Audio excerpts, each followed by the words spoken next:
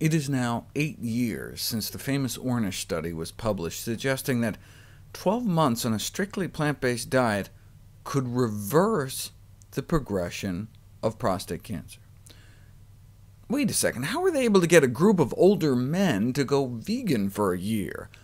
They home-delivered prepared meals to their door, figuring men are so lazy they'll just eat whatever's put in front of them.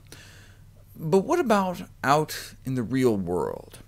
Realizing that you can't even get most men with cancer to eat a measly 5 servings of fruits and veggies, researchers settled on just trying to change their A to V ratio, the ratio of animal to vegetable proteins, and indeed were successful in cutting this ratio in half at least, from about 2 to 1 animal to plant to kind of half vegan, 1 to 1.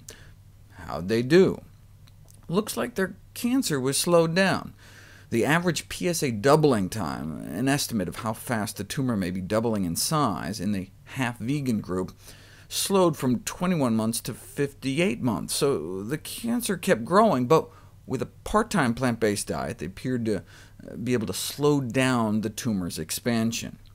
What Ornish got, though, was an apparent reversal in cancer growth. The PSA didn't just rise slower, it trended down, which could be an indication of tumor shrinkage.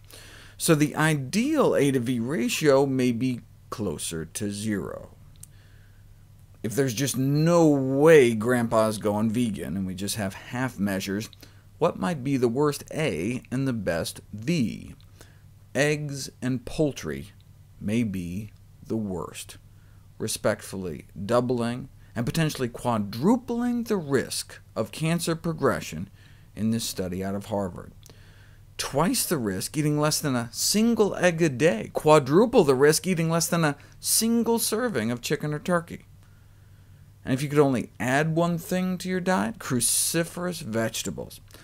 Less than a single serving a day of either broccoli or Brussels sprouts, cabbage, cauliflower, or kale may cut the risk of cancer progression more than half, defined as cancer coming back, spreading to the bone, or death.